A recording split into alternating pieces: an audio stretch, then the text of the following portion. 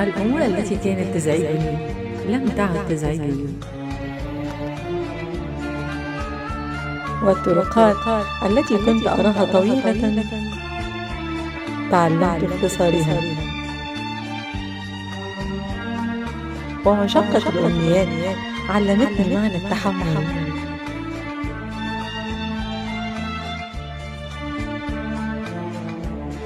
ولحظات النجاة الأخيرة علمتني معنى التأمل.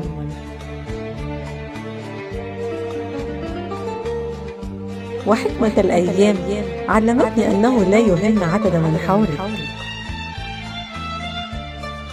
بل عدد الصادقين منهم.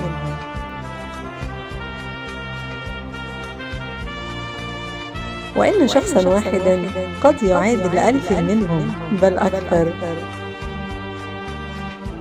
فاختر صديقك ورفيق دربك بحذر،